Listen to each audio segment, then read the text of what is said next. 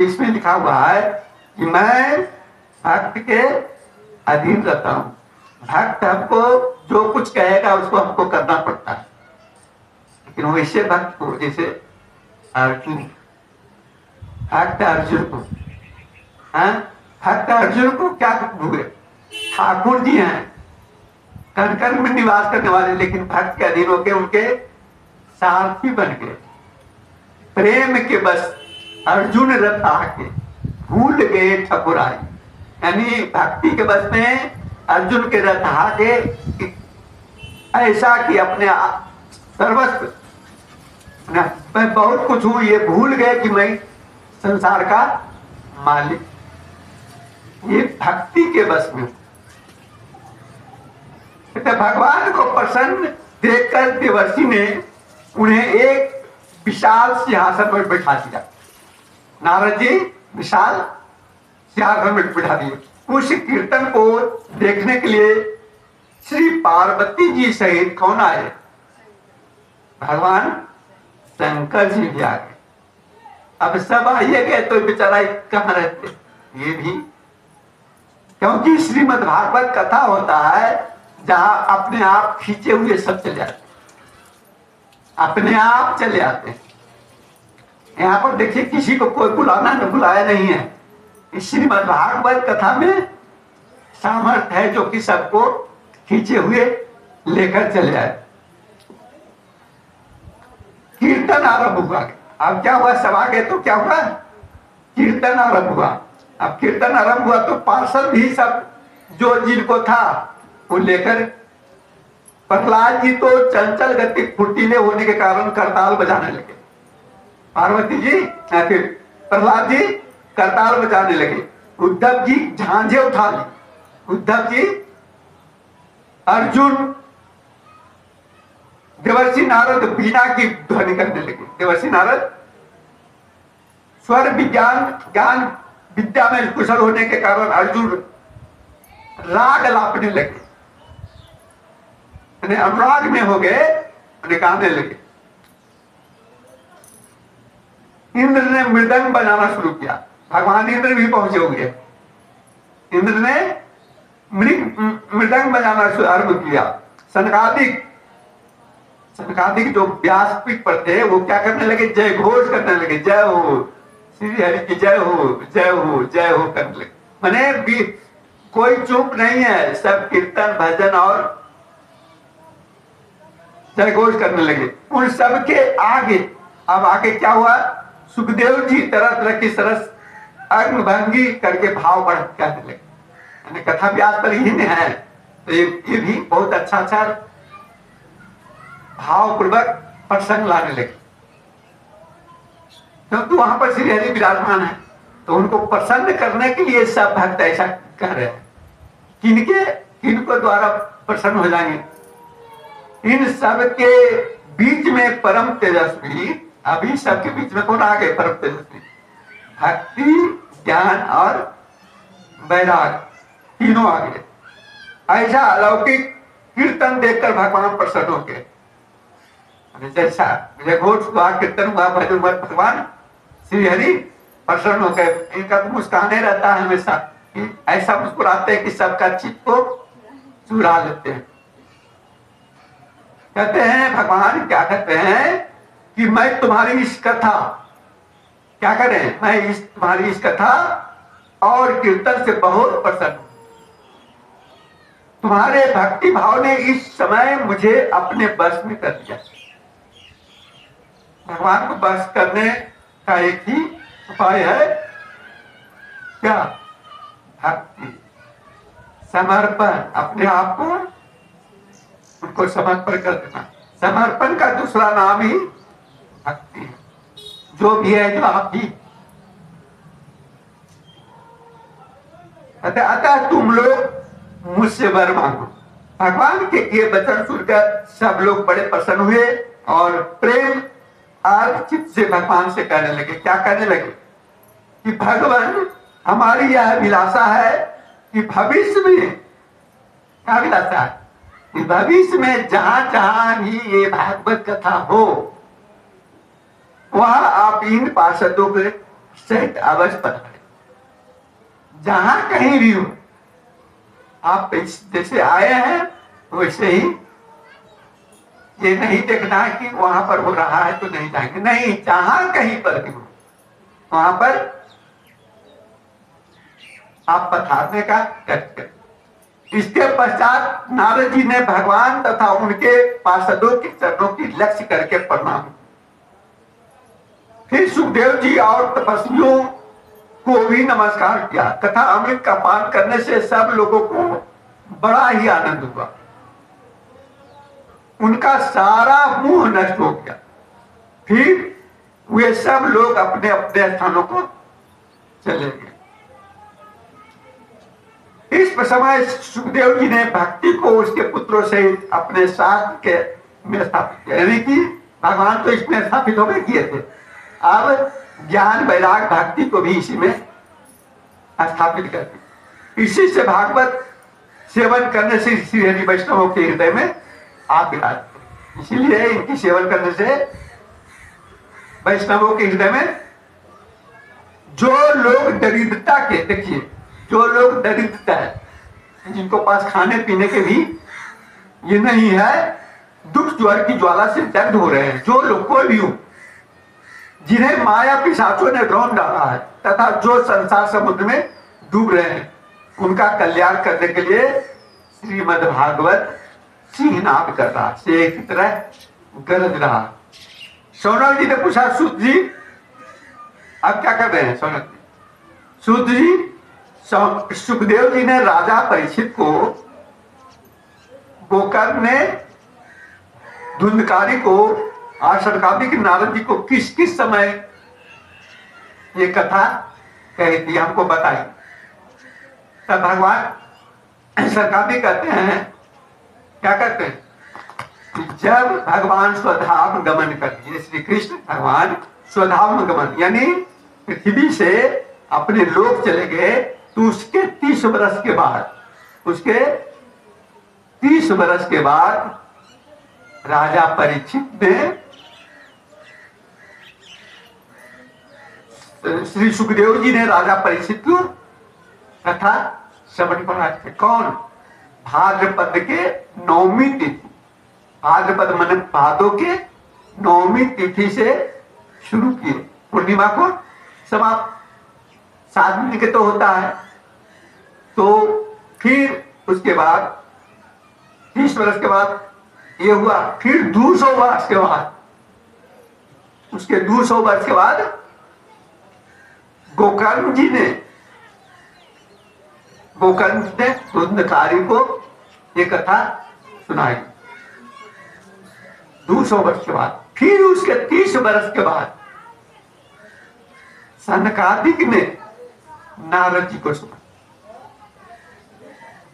30 वर्ष के बाद कब सुनाए?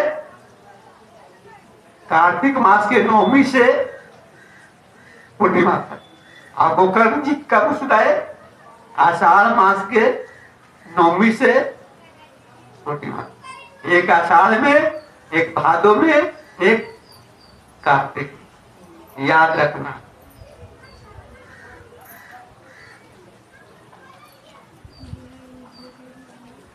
कहते हैं संत जन, आप लोग आदर पूर्वक इस कथा अमृत का पान कीजिए, आदर पूर्वक हृदय से। यह श्री कृष्ण को अत्यंत प्रिय, ये भागवत कथा क्या है? श्री कृष्ण को अत्यंत प्रिय, संपूर्ण पापों का नाश करने वाला, मुक्ति का एकमात्र कारण और भक्ति को बढ़ाने वाला। ये क्या है? अभी तो कथा शुरू ही हुआ है, जैसे जैसे आगे बढ़ोगे आपके हृदय में इनके प्रति श्रद्धा, इनके प्रति खिंचाव बहुत ज्यादा होने लगे। और भक्ति को बढ़ाने वाला, लोक में अन्य कल्याणकारी साधनों का विचार करने और तीर्थों का सेवन करने से क्या होगा? जितने भी साधन है उसको छोड़ दो, उसको जरूरत नहीं है। कहते हैं जो धर्मराज हैं, जो जमदूत भेजते हैं, जो जमदूत भेजते हैं यमलोक से, तो यो धर्मराज कहते हैं अपने यमदूतों से, क्या कहते हैं? सुनो, कि अपने दूत को हाथ में पास लिए देखकर यमराज उसके कान में कहते हैं, यमदूत के कान में कहते हैं, क्या कहते हैं सुनिए, कि देखो जो भगवान की कथा वार्ता में मत है, जो भगवान के कथा भजन वार्ता में मत है, उनसे दूर रहना। क्या कहते हैं? यमदूत को कहते हैं, जो ले जाता है उसको कहते हैं उससे स्पर्श नहीं करना, उससे दूर रहना। यमराज के यमदूत वैष्णव को ले नहीं जा सकता। धर्मराज कह रहे हैं, जमराज कह रहे हैं यमदूत को उससे दूर रहना। मैं क्या करें, मैं औरों को ही दंड देने की शक्ति रखता हूं, औरों की, जो वैष्णव के छोड़कर और सब किसी को भी दंड देने में मेरा समर्थ है, रखता हूं, वैष्णवों को नहीं। वैष्णवों को, जो वैष्णव है उनको मैं दंड, क्योंकि मैं दंड देने जाऊंगा तो तुरंत चलाएगा विष्णु का पार्षद, हमको मार के भगा देगा। वैष्णव को ही ये विष्णु भगवान स्वयं ले जाते हैं। इस असार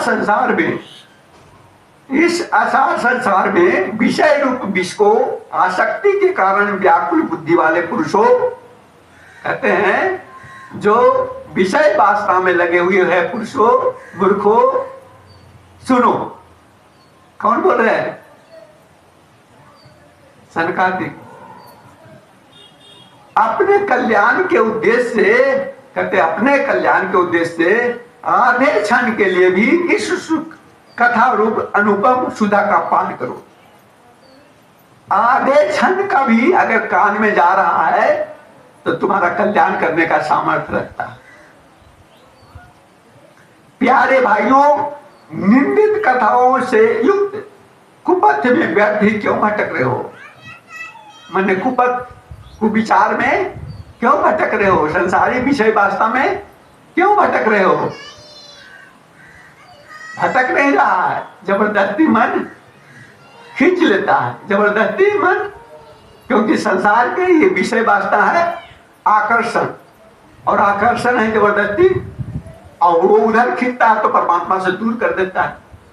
ठाकुर जी कहते हैं दो ये को रखना है तुम्हारे हृदय में, एक ही रखेंगे दो में से, या तो तुम्हारा ही निर्णय है, अब तुम क्या रखना चाहते हो, या काम को रखो या राम को रखो। काम रहेगा तो राम नहीं, और राम रहेगा तो काम नहीं। अब तुम्हारा विचार है, जिसको रखना चाहते हो वो रखो, लेकिन एक ही वो रहेगा। अब दोनों को चाहोगे रखने के लिए तो एक म्यान में दो तलवार नहीं रहेगा। ठाकुर जी विषय वासना से जो रहित रहता है उसके हृदय में ही रहते हैं। विषय वासना थोड़ा सा भी रहेगा वो उनसे दूर हो जाते, थोड़ा सा भी रहेगा तो साफ बोले हैं कि मूर्खों, आसक्ति से, मैंने विषय की ओर आसक्ति के कारण व्याकुल बुद्धि वाले, व्याकुल मतलब क्या होगा? पत्नी थोड़ा सा रूठ के चली गई तो बस रात दिन उसी के पीछे है ना, परेशान है, यही हुआ विषय वास्ता। उतना ठाकुर जी के लिए रोएगा नहीं कि ठाकुर जी के इतना दिन छूट गया भक्ति, हाय कैसे हमको छूट गया, हमको शरीर रहते हुए मेरा धिकार है, ऐसा सोचना चाहिए।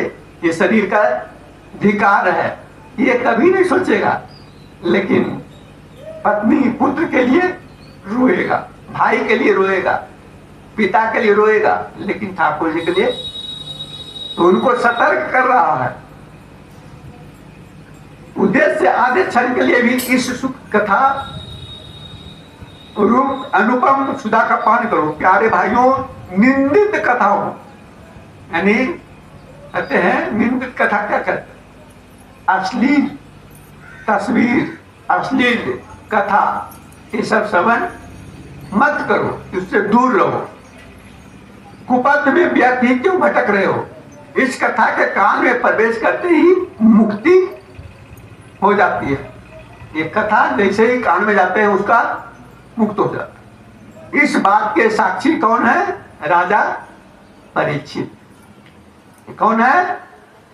श्री सुखदेव जी ने प्रेम रस के प्रवाह में स्थित होकर इस कथा को कहा था। यानी भगवान सुखदेव जी कहते थे कथा, तो भगवान के स्वरूप में होकर के कहते थे। भगवान शंकर कथा कहते थे तो किसी को देख कर नहीं कहते थे, अपने स्वयं उनको हृदय में ले करके कथा करते थे और आंख बंद करके करते थे। क्या करते थे? आंख बंद करके करते थे और सिर्फ चिंतन रूप से करते थे। इसका जिसके कंठ में संबंध हो जाता है वह वैकुंठ का स्वामी बन जाता है। सौनक जी, मैंने अनेक शास्त्रों को देखकर आपको यह परम गोप्य रहस्य अभी सुनाया है। सब शास्त्रों के सिद्धांतों का यही निचोड़ है। क्या निचोड़ है? कि संसार में इस सुख शास्त्र से अधिक पवित्र और कोई वस्तु नहीं है। श्रीमद् भागवत कथा से बढ़कर कोई वस्तु नहीं है जो कि मनुष्य को कल्याण कर सके, मुक्त कर सके। अतः आप लोग परम आनंद के प्राप्ति के लिए इस द्वादश स्कंद का रस का पान करते रहिए, हमेशा पीते रहिए। श्रीमद् भागवत कथा रसमालिए, ये रसमय कथा को हमेशा पियो, पीते रहो। जब तक शरीर में चेतना रहे तब तक पीते रहो। जो पुरुष नियम पूर्वक इस कथा का भक्ति भाव से श्रवण करता है और जो शुद्ध भागवत भक्तों के सामने इसे सुनाता है, वे दोनों ही विधि का पूरा पालन करने के कारण इसका यथार्थ फल पाते हैं। इसके लिए लोगों में कुछ भी असाध्य नहीं है। जो कथा श्रवण करते हैं, जो सुनाते हैं, उनके लिए कुछ भी असंभव नहीं है, क्योंकि जिनके साथ ठाकुर जी हैं उनके लिए कुछ भी असंभव नहीं। अब हम सब श्रीमद् भागवत महापुराण प्रथम स्कंद पंचमो अध्याय श्री शुद्ध जी से शौनकादि ऋषियों का प्रश्न, भागवत कथा अब यहाँ से आरंभ होता है। यहाँ तक महात्म था, विधि था, अब श्रीमद् भागवत महापुराण कथा प्रारंभ हो रही है। इस कथा में सूत जी ने शौनक आदि ऋषियों से प्रश्न किए। क्या किए हैं? प्रश्न किए हैं। अब प्रश्न करने से पहले मंगलाचरण कोई भी अध्याय शुरू करने से पहले, कोई भी कथा करने से पहले भगवान का मंगलाचरण स्मरण होता है, उनका याद किया जाता है, उनका प्रार्थना किया जाता है, पूजन किया जाता है, उनके नमस्कार किया जाता है। वही कहते मंगलाचरण में जन्मादश्च तो अन्व्यादि तरत चार्थे अश्विभिज्ञ स्वरा तेने ब्रह्म हृदय आदि कव्ये मुह्यन्ति अत सूरय तेजो वारी उडाम यथा विनिमयो यत्र त्रिसर्गो अमृषा धामना श्वेन सदा निरस्तुहकं सत्यम परम धीमहि। कहते हैं कि जिससे इस जगत की सृष्टि, पालन और प्रलय होती है, जिसकी एकमात्र शक्ति से इस जगत की सृष्टि भी होती है, पालन भी होती है और प्रलय भी होती है। इस मंगलाचरण में उस सत्य स्वरूप परमात्मा को निरूपण किया गया है। कौन सत्य स्वरूप? किसी का नाम दिया गया है, न राम का दिया गया है, न कृष्ण को दिया गया है, न किन्हीं को नहीं दिया, सिर्फ सत्य स्वरूप, यानी एक ही है सत्य, जो कि तीन रूप में है, ब्रह्मा विष्णु महेश। ये तीनों का भी नाम नहीं दिया है। वो तत्व है जो कि सृष्टि भी करते हैं, पालन भी करते हैं और प्रलय भी करते हैं, क्योंकि वह सभी तद्रूप पदार्थों में अनुगत है, यानी सभी रूप में वही है, उन्हें उनके सिवा कुछ है ही नहीं। वो परमात्मा, सत्य रूपी परमात्मा के सिवा और कुछ ही नहीं है। असत्य पदार्थों से पृथक है, कहते हैं सभी सद्रूप पदार्थों में अनुगत है, असत्य पदार्थों से अलग है। जितने भी दिख रहे हैं चर अचर, सब से वो अलग है, पृथक है, निर्जर नहीं, चेतन है, चैतन्य है। वो परतंत्र नहीं, स्वयं प्रकाश है। वो परतंत्र नहीं, किसी के अधीन नहीं है, उससे सब लोग हैं। यानी जो ब्रह्मा अथवा हिरण्यगर्भ नहीं, प्रत्युत उन्हें अपने संकल्प से ही, जिससे उस वेद ज्ञान का दान किया है, जिसके संबंध में बड़े बड़े विद्वान भी मोहित हो जाते हैं। परमात्मा को गुणगान कोई पार करने में नहीं पा रहा है। जैसे तेजोमय सूर्य रश्मियों में जल का, जैसे इंद्रधनुष देखा होगा, उसमें लगता कि जल ही जल है। जल में स्थल का, स्थल में जल का है, झूठा असत्य है, लेकिन परमात्मा की ऐसा माया बनाया गया कि लगता है वही सत्य है।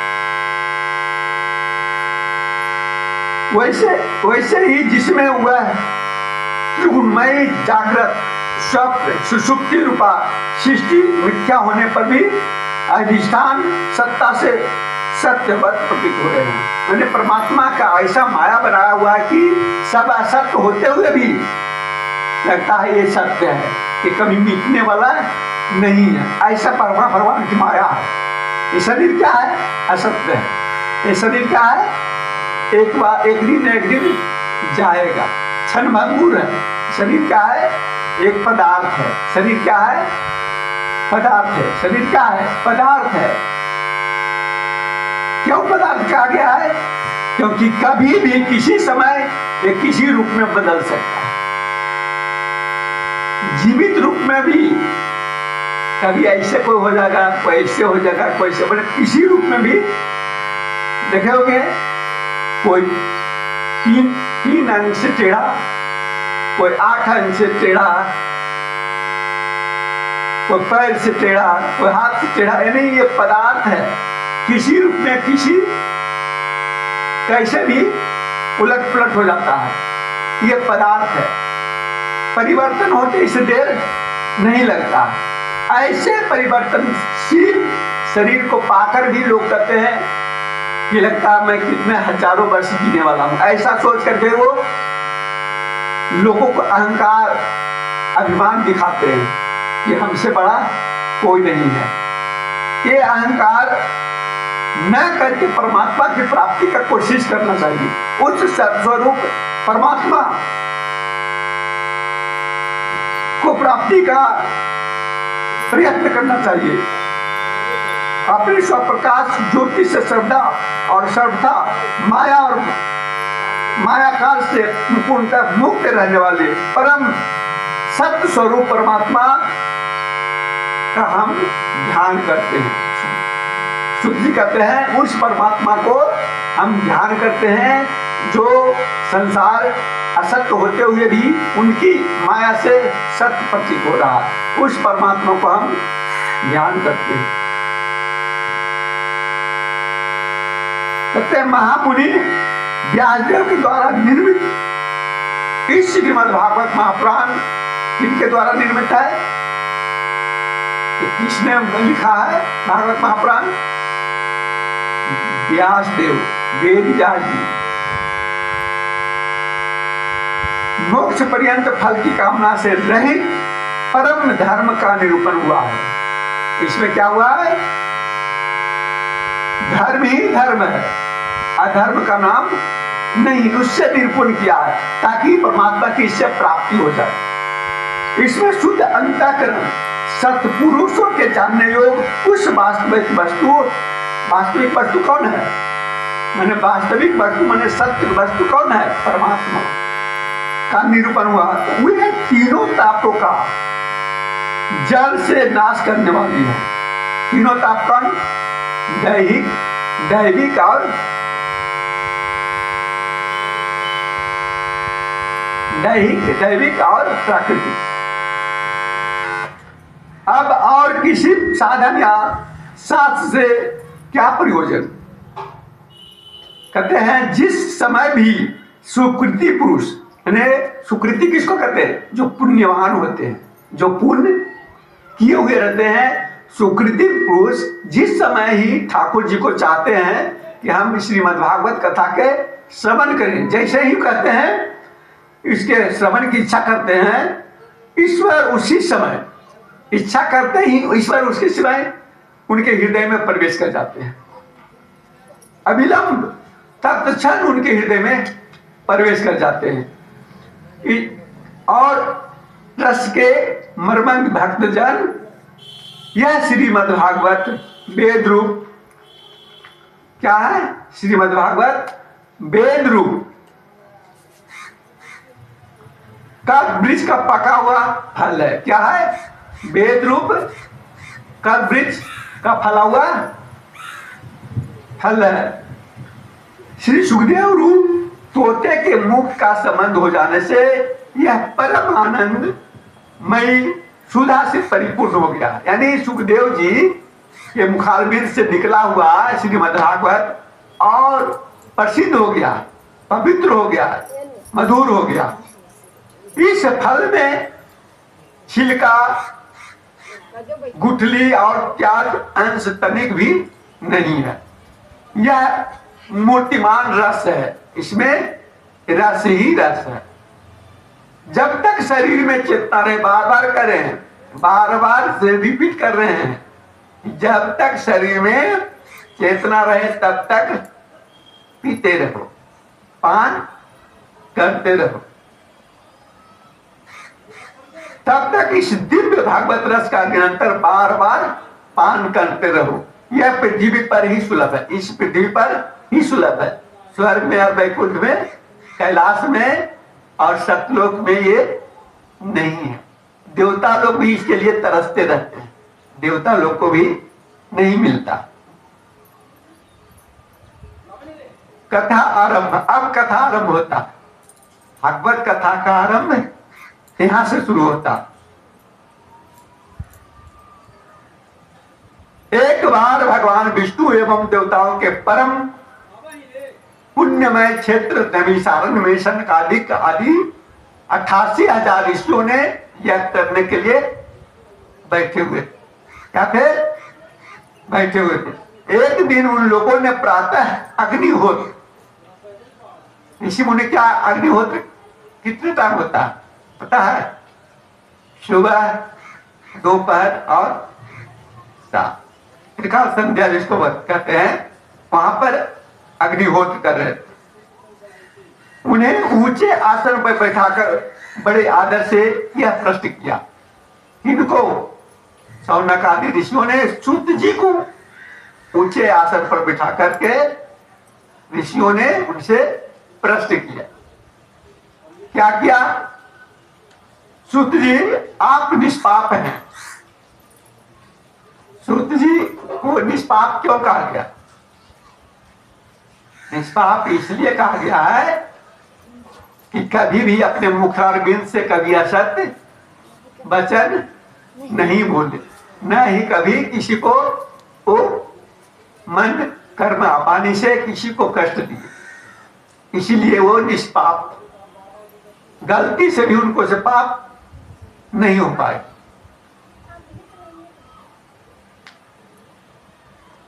तथा उनकी भली भांति व्याख्या भी की है। वेद वेताओं में श्रेष्ठ भगवान बदरायण ने एवं भगवान के सगुण निर्गुण रूप को जानने वाले दूसरे मुनियों ने जो कुछ कहा है, उन्हें जिन विषयों का ज्ञान है वह सब आप वास्तविक रूप से जानते हैं। कहते हैं इसी से आप उनकी कृपा और अनुग्रह के पात्र हुए हैं। गुरु जन कहते हैं, जो गुरु होते हैं, क्या कहते हैं, जो गुरु होते हैं, स्वाभाविक बोल रहे हैं, जो गुरुजन अपने प्रेमी शिष्य, सब शिष्य को रहे हैं, अपने प्रेमी शिष्य, साहब बोल रहे हैं कि अपने प्रेमी शिष्य को गुप्त से गुप्त बात भी बता दिया करते हैं। कौन प्रेमी शिष्य? प्रेमी शिष्य कौन होता है? जो हर आज्ञा को, हर सिद्धांत को गुरु के प्रति करने के लिए तत्पर हो। वो कभी उनके मुख से, जिसके मुख से नान शब्द न निकलता और वो प्रिय होने का मतलब है कि कभी भी गलती से भी ना नहीं निकले, वो होता है प्रिय। जिस समय ना निकल गया, वो समझिए उन नजर से किसी न किसी रूप में, मतलब कोई शिशु, मैंने प्रिय से प्रिय शिशु वो है जो कि कभी ना शब्द गुरु को ना कर, तब वो होता है प्रिय शिष्य। बता दिया करते हैं, ईश्वर आप कृपा करके यह बताइए, आप कृपा करके यह बतलाइए कि उन सब शास्त्रों, पुराणों और गुरुजनों के उपदेशों में कलयुगी जीवों के परम, यानी ये कलयुगी जीव जो है, मनुष्य है, कलयुगी है, उसके कल्याण का साधन आपने क्या निश्चित किया? मैंने उनकी कल्याण कैसे हो, ये क्वेश्चन किए, मैंने प्रश्न किया कि उसका कैसे कल्याण होगा। क्योंकि कलयुगी जो है, जो कि अपने मनमानी ढंग से चलता है, कलयुगी शिष्य क्या होता है? अपने गुरु थोड़ा सा भी तो उस पर भी उंगली चला जाए।